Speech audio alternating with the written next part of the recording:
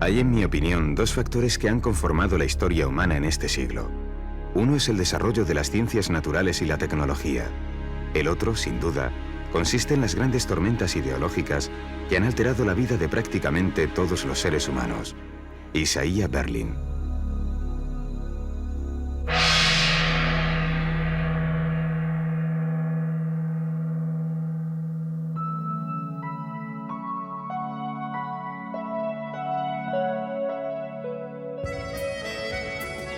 Se proyectan películas de los hermanos Lumière sobre una pantalla gigante de 360 metros cuadrados.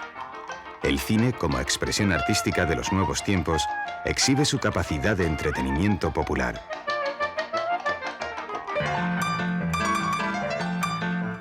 Junto con el cine, el deporte se consolida como espectáculo de masas gracias a la celebración de los segundos Juegos Olímpicos que aseguran la continuidad y la universalidad del movimiento olímpico nacido en Atenas 4 años antes.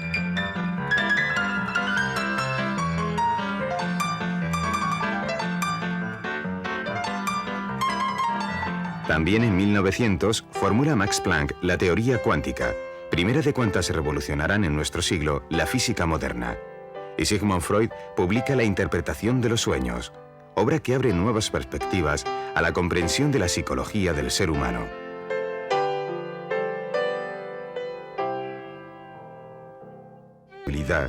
Y se abre otra en la que todo será nuevo e imprevisible, un tiempo en el que la nueva ciencia y el arte moderno simbolizarán el cambio social.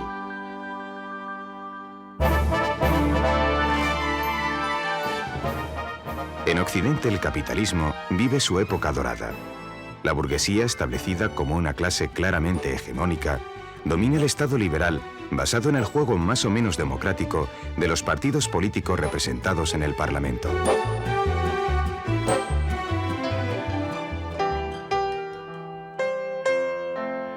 Sin embargo, las clases trabajadoras no se sienten satisfactoriamente representadas en este sistema político, aunque progresivamente los derechos ciudadanos se extienden a todos los grupos sociales.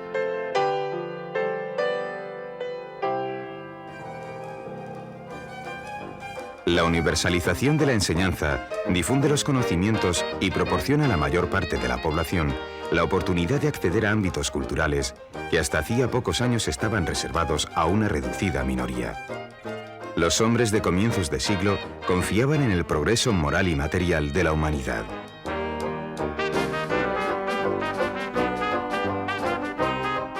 La civilización dominante es eurocentrista. A través del sistema colonial, Europa domina económica, cultural y políticamente al resto de los continentes que sus ejércitos han subyugado e impone sus decisiones sin oposición alguna.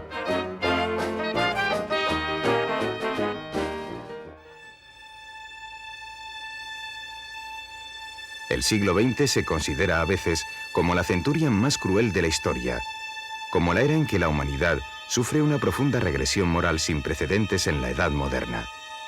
Pero frente a la tendencia a idealizar los tiempos antiguos, conviene recordar que el terror ha estado siempre presente entre los hombres y que la violencia ha formado parte de la realidad política y social de toda época histórica.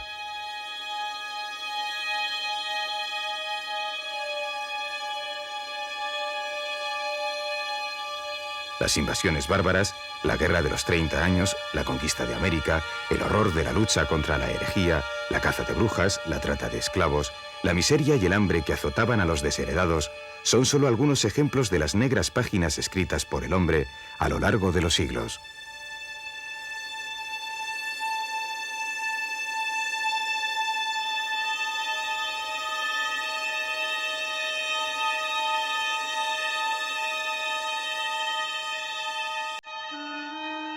A comienzos de siglo, estaban todavía cercanos los años en que los campesinos morían de hambre en las épocas de malas cosechas.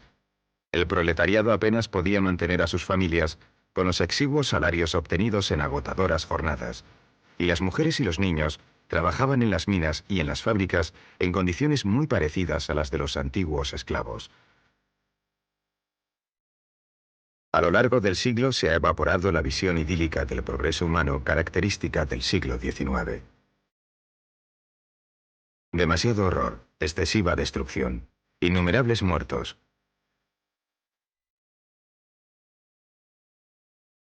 Entre el comienzo de la Primera Guerra Mundial en 1914 y el final de la Segunda en 1945, transcurre un periodo de 30 años en el que se suceden casi sin interrupción una serie de crisis violentas que el historiador inglés Eric Hobsbawm ha bautizado como la era de las catástrofes. Son los años de las grandes tormentas ideológicas, de las dictaduras totalitarias, de la explosión del nacionalismo, del racismo y la intolerancia.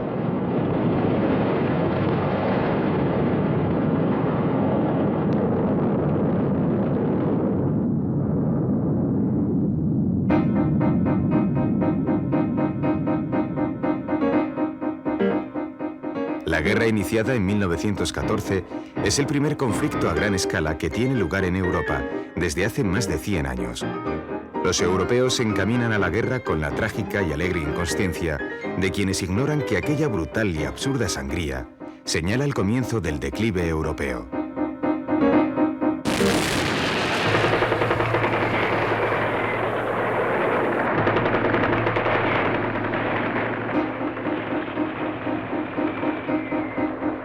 A diferencia de otros conflictos anteriores, la guerra es muy larga y participan en ella todas las potencias mundiales, de forma que aquella sangrienta confrontación mereció verdaderamente su nombre de Primera Guerra Mundial.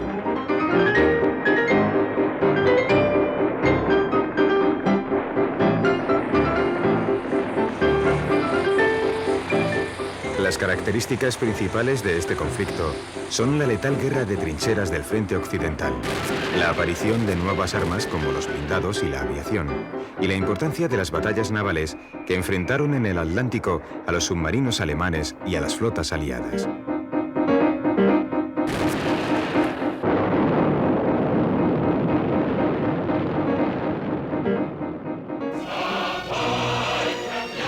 Una de las consecuencias más importantes de la Primera Guerra Mundial es la Revolución Soviética, cuyo carácter socialista cuestiona por primera vez las bases hasta entonces aparentemente inmutables sobre las que se sustenta la sociedad burguesa. La Revolución de Octubre es la convulsión social de mayor alcance de toda la historia contemporánea. Un acontecimiento tan crucial para el transcurso de este siglo como lo fue la Revolución Francesa para el siglo XIX.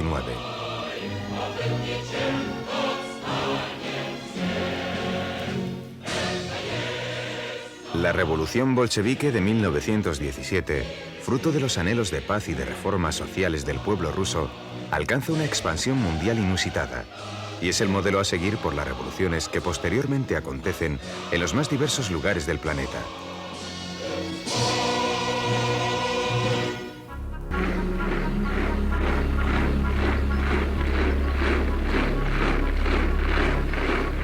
El crecimiento y el asalto al poder de los movimientos fascista y nazi se produce en medio de los ataques al sistema democrático propiciados por el miedo de distintos grupos sociales a la revolución y apoyados en las grandes movilizaciones de masas mantenidas simbólicamente una vez en el poder como nuevas formas de escenografía política.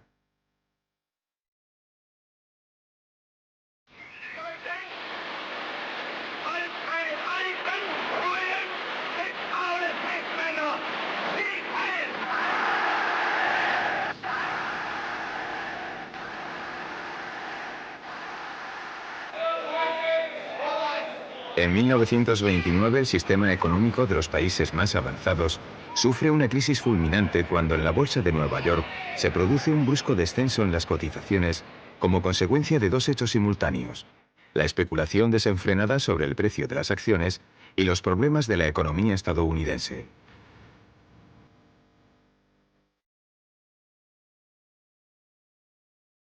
La crisis, que parece en principio exclusivamente financiera, provoca una profunda recesión que hunde en la pobreza a gran parte de la población mundial.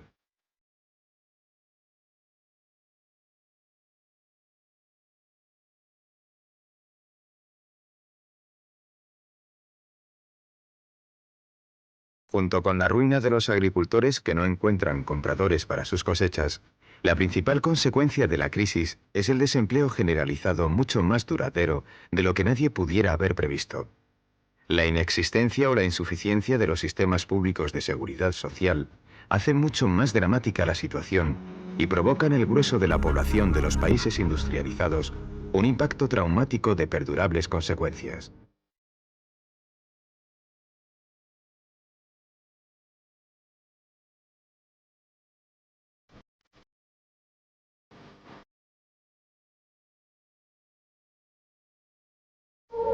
En 1939 estalla la Segunda Guerra Mundial, un conflicto bélico sin precedentes por su capacidad destructiva, resultado de una sucesión de batallas masivas en las que los técnicos experimentan nuevas armas de terrible eficacia. Por primera vez en la historia moderna, la destrucción y la muerte afectan masivamente a la población civil no combatiente, iniciando una tendencia cada vez más acusada en los conflictos bélicos de la segunda mitad del siglo, a que las víctimas más numerosas procedan de los sectores más indefensos.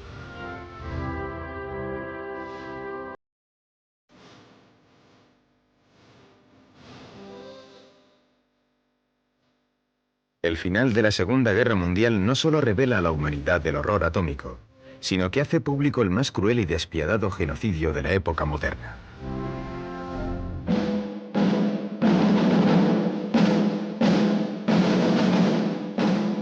En los campos de la muerte organizados por los nazis, tiene lugar un holocausto que sufren políticos demócratas alemanes, homosexuales, gitanos, resistentes y ciudadanos de otros países, pero que tiene como objetivo principal el exterminio sistemático del pueblo judío.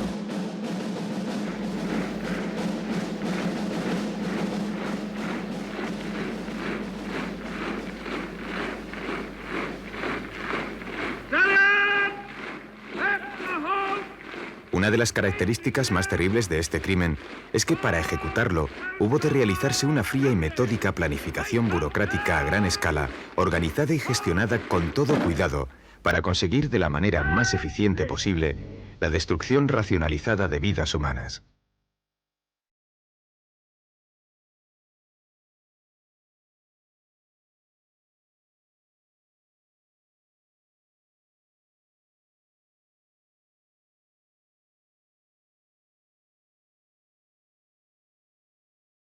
La intolerancia ante el adversario y el deseo de exterminarlo lega a la humanidad el genocidio y el etnocidio masivo como los frutos amargos de estos trágicos años.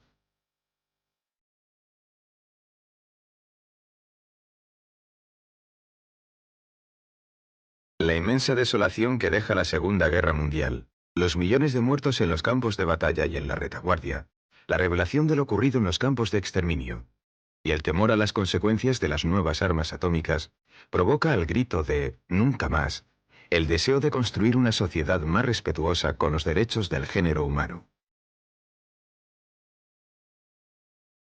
La primera consecuencia es considerar que los delitos contra la humanidad deben ser juzgados por tribunales internacionales, ante los que los dirigentes políticos no puedan alegar como excusa para su conducta criminal la existencia de leyes perversas promulgadas por algunos estados.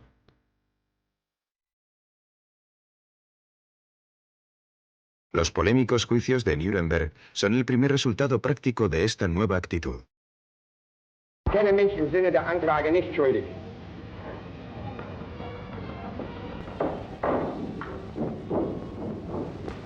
Rudolf Hess.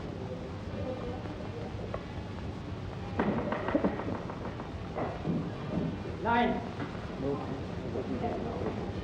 That will be entered as a plea of not guilty. Wilhelm Keitel. Ich bekenne mich nicht schuldig.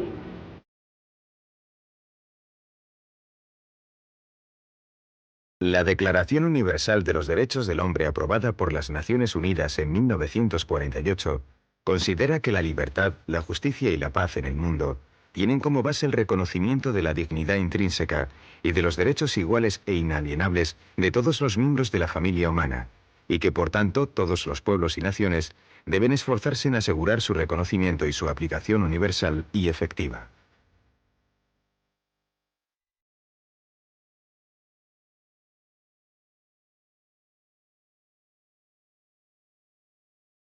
La declaración supone una revolución jurídica de consecuencias trascendentales. A comienzos de siglo, la igualdad jurídica, política y social del hombre y la mujer, el hecho de que los niños tienen también sus derechos y que deben de ser defendidos ante cualquier tipo de explotación, o que cualquier individuo de la especie humana goza del derecho a la salud y a la educación, con independencia de su situación económica y social, no eran valores aceptados y defendidos por la mayoría de la sociedad.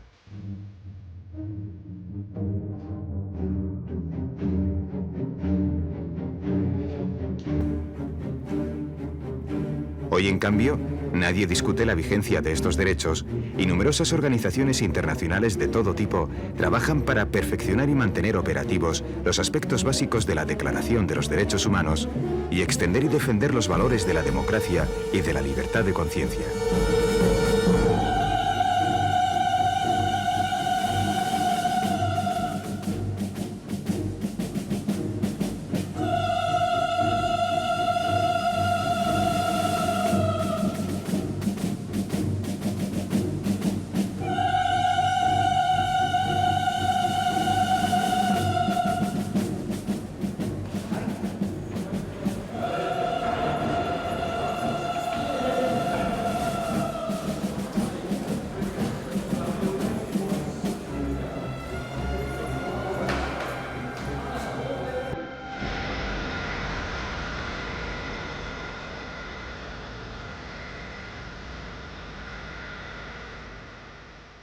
La idea del género humano como sujeto inalienable de derechos es una conquista radical del siglo XX que, en la práctica, puede ser vulnerada todos los días, pero sin embargo, una gran mayoría de los habitantes de la Tierra han adoptado este principio como valor propio y luchan a diario para que se respete en todos los rincones del planeta.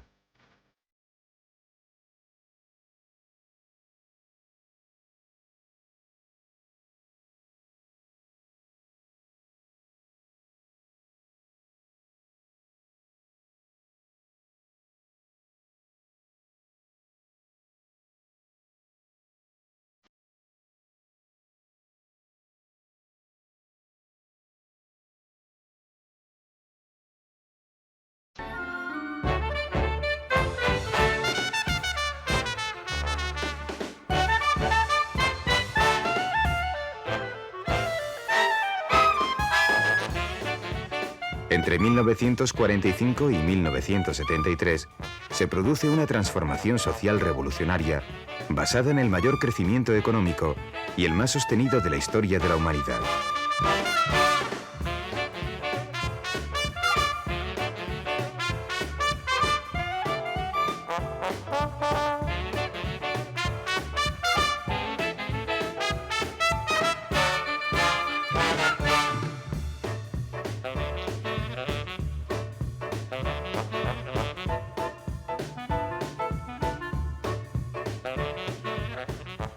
Este cambio marca el final de un periodo de 7 u 8 milenios que comenzó con la aparición de la agricultura en los comienzos del Neolítico.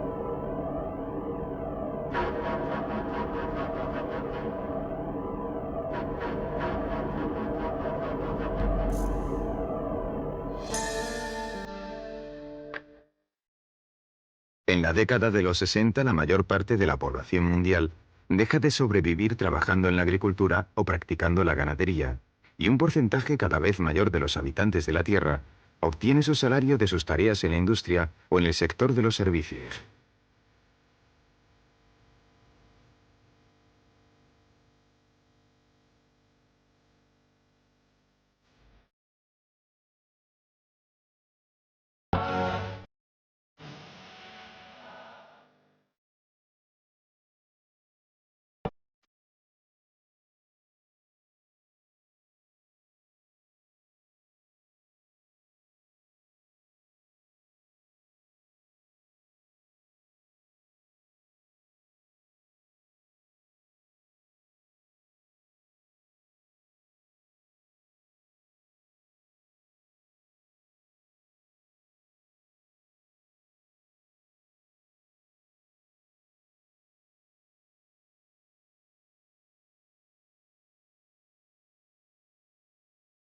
La humanidad, mucho mejor alimentada que en épocas precedentes, prolonga su vida y adquiere la conciencia de que puede vivir mucho mejor y más cómodamente que sus antepasados. Y aunque no se puede olvidar que este desarrollo tiene lugar fundamentalmente en las sociedades más avanzadas, el crecimiento, aunque con distinto ritmo, alcanza a todas las regiones del planeta, y la población del tercer mundo se duplica en solo 35 años.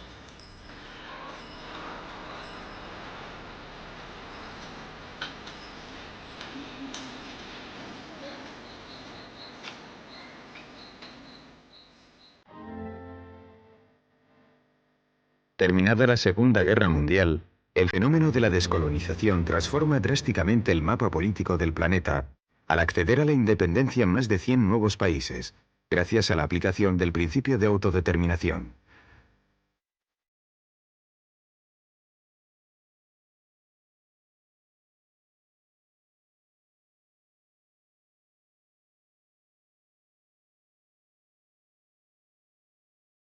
Este proceso coincide con un cambio del equilibrio demográfico mundial, provocado por el explosivo crecimiento de la población del tercer mundo, que reduce a la raza blanca de Europa y América a una minoría cada vez más pequeña de los habitantes del planeta.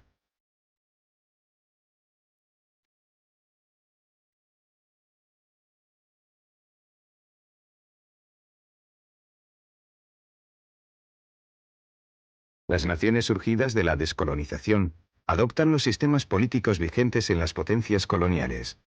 El mundo se puebla de monarquías y repúblicas parlamentarias, pero la experiencia demuestra muy pronto que los nuevos países carecen de las condiciones materiales y políticas para hacer viable el sistema democrático.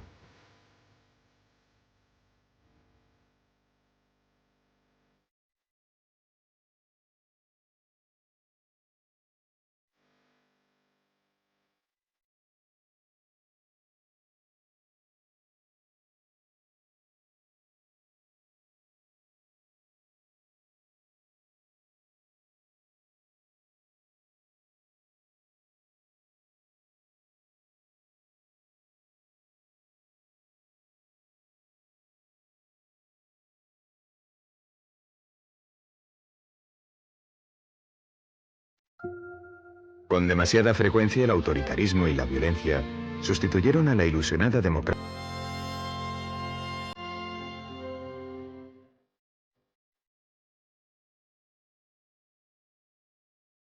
Uno de los cambios más significativos de esta época es la transformación de la tradicional familia patriarcal, pieza clave de la organización social que había predominado históricamente en las sociedades indoeuropeas.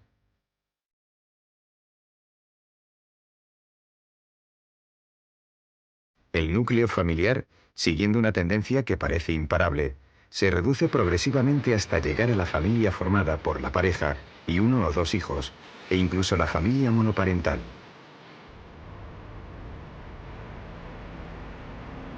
La extensión de los valores egoístamente individualistas, que han roto los ancestrales lazos sociales y familiares, y el miedo a la superpoblación del planeta, son factores externos que han influido en esta evolución. Pero mucho más decisivas son otras dinámicas sociales como la generalización del trabajo de la mujer casada fuera del hogar, la desaparición del servicio doméstico, los métodos anticonceptivos que han permitido el control de la natalidad de una forma más cómoda y eficaz, la regulación del divorcio e incluso la despenalización del aborto en determinadas circunstancias.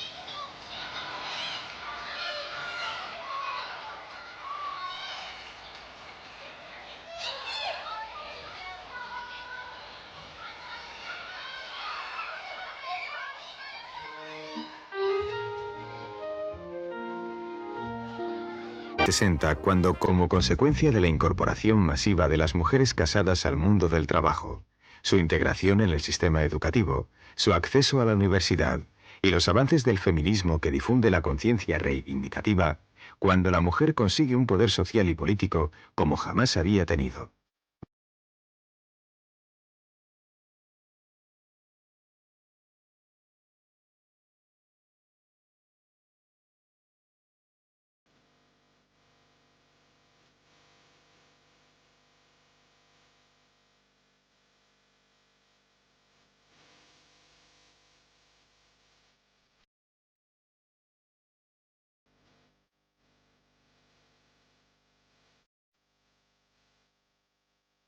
La mujer modifica también su papel público en la sociedad y convierte en normal algo impensable a comienzos de siglo: el acceso de cualquier mujer a la jefatura del Estado o del gobierno de cualquier país en cualquier circunstancia.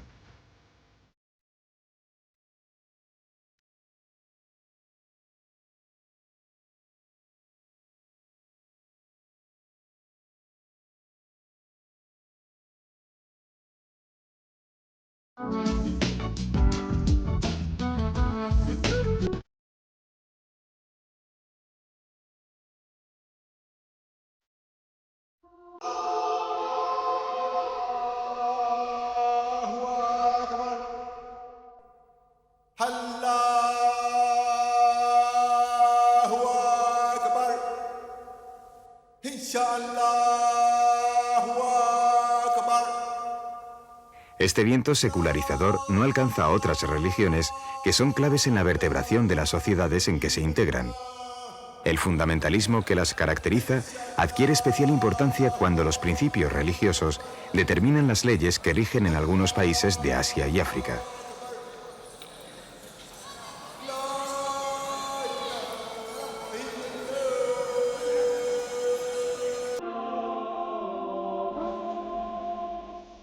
Junto con la secularización, se instala en el mundo de los valores éticos el relativismo y la consideración de que es difícil establecer una rígida jerarquía en el campo de la moral privada o pública. Este relativismo provoca un profundo cambio social basado en el respeto y en la reivindicación de la diferencia cultural, étnica, religiosa y especialmente sexual, campo donde la tolerancia de la sociedad occidental alcanza su máxima expresión.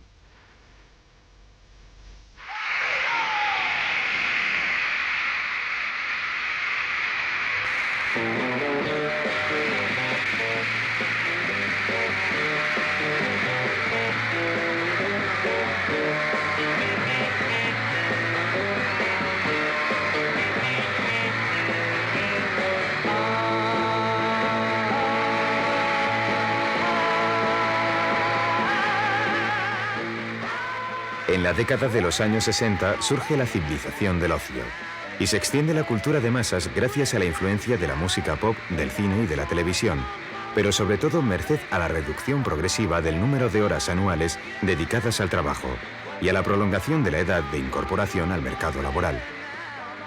Este fenómeno coincide con la aparición de los jóvenes como grupo social autónomo.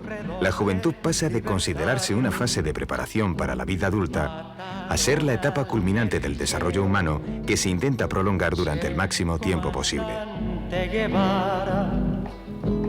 Selvas, pampas y montañas, patria o muerte su destino. Protesta contra el papel de los Estados Unidos en la guerra del Vietnam.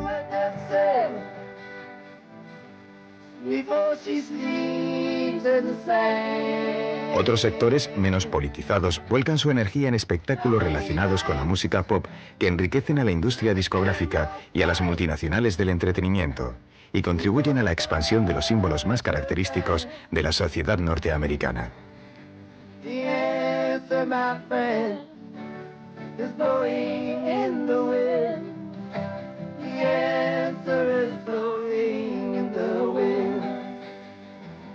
Nace así una cultura juvenil matriz de una revolución cultural más amplia, caracterizada por el populismo y la iconoclastia.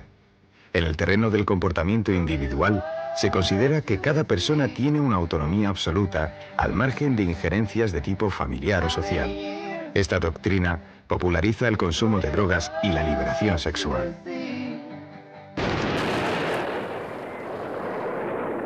El sueño de esta edad de oro despierta bruscamente como consecuencia de la crisis energética desencadenada con motivo de la guerra entre árabes e israelíes que estalló en 1973. De golpe se hace patente que la sociedad del bienestar está basada en un derrochador consumo de energía que supone el despilfarro de los recursos no renovables del planeta, cuyo agotamiento está cada día más cercano. Muchos echan la culpa de la crisis a la avaricia de los jeques del petróleo, sin advertir el cúmulo de insensateces que llevan al mundo al borde del colapso y que sumen a la economía mundial en una profunda recesión. La crisis del petróleo revela a la humanidad la limitación de los recursos de la Tierra y la necesidad de que el género humano se adecúe en el futuro a las condiciones de un desarrollo sostenible si no quiere convertirse por el mero hecho de su presencia avasalladora, irracional y depredadora en la amenaza más grave para la vida en la Tierra, como explica Ralph Nader. Well, the only reason that the United States, Western Europe, and Japan are getting away with the enormously polluting and wasteful technologies that they use, inefficient use of energy, for example, is because the rest of the world can't afford to do the same thing. But if there were 1 billion cars in the Soviet Union, China, and India, and if all third world countries consumed the same amount of minerals and fuel as we did in the United States, the entire world would not be livable in.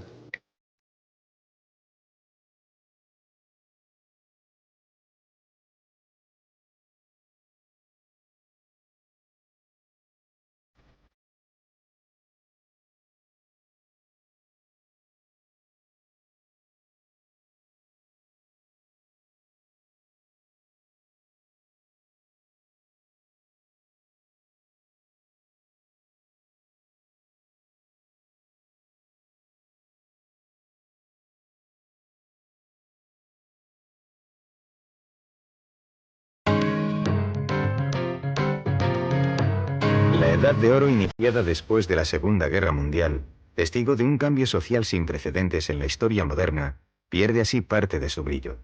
Agostado su vigor juvenil, conduce al mundo a la era del desasosiego.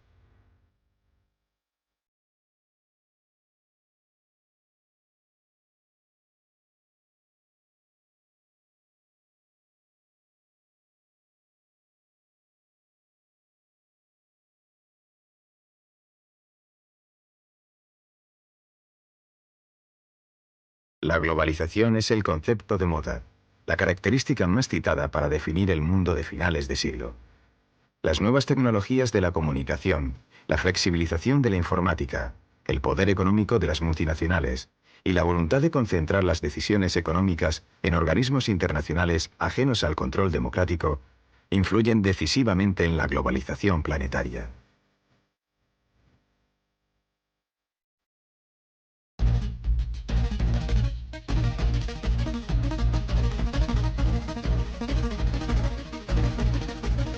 La informática no es solo la gran transformadora social, basada en el ordenador personal y en las nuevas redes de la información, sino que se ha convertido también en un factor de la actividad económica de mayor importancia que el sector industrial.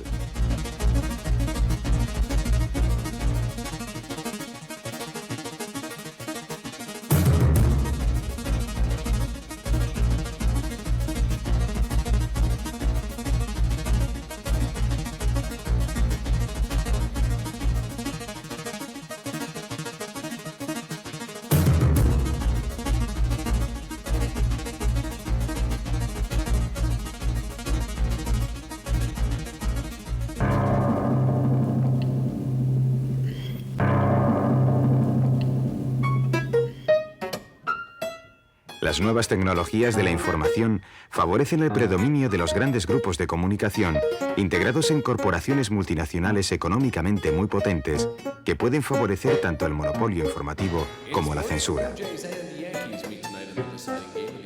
A 9-year-old Metro girl has a new lease on life thanks to surgery at the hospital for 3 children. Tracy Game Series is a 4-hour.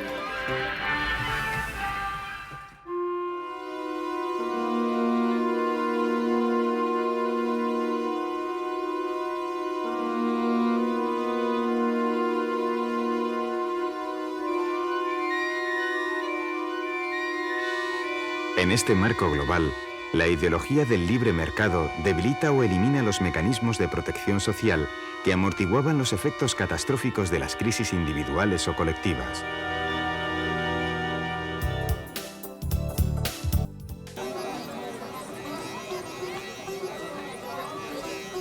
La conciencia generalizada de que los recursos de la Tierra son limitados plantea la necesidad de afrontar urgentemente los dos problemas centrales de este fin de siglo.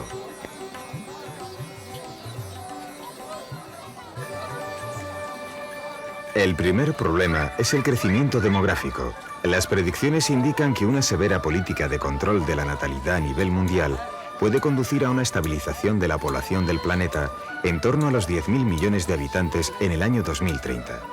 Si esta estimación fuera errónea y la población creciera de forma descontrolada, el futuro de la humanidad estaría en peligro, pero incluso aunque se cumpla esta previsión, hay que afrontar el reto de sostener a esta población.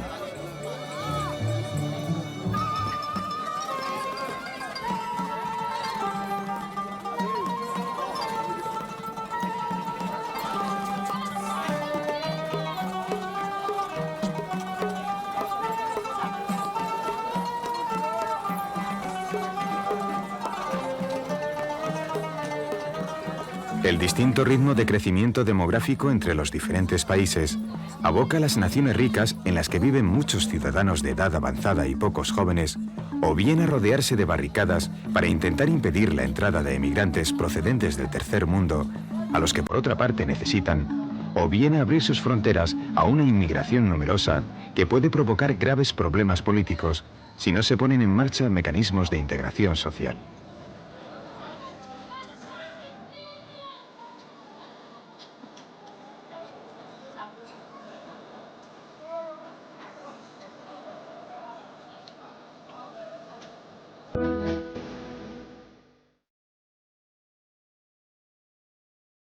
El segundo problema es el ecológico, crucial a medio plazo para el futuro de la Tierra. Un índice de crecimiento económico similar al mantenido en los últimos años tendría consecuencias catastróficas e irreversibles para el medio ambiente y podría convertir el planeta en inhabitable para la especie humana.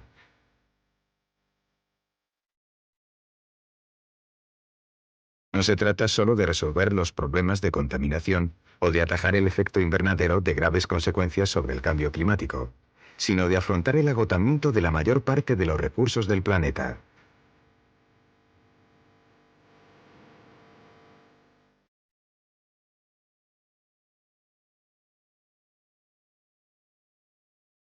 El mar está a punto de morir por la mezcla de contaminación y sobreexplotación.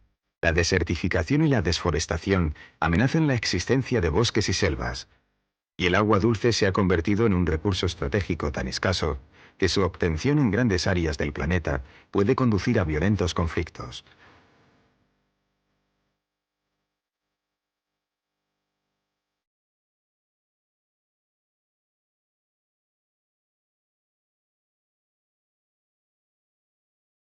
El tiempo para afrontar estos problemas se acaba y los plazos ya no se miden en siglos, sino en décadas. De las respuestas que ofrezcan los países desarrollados dependerá la estabilidad, la paz y la propia supervivencia del género humano.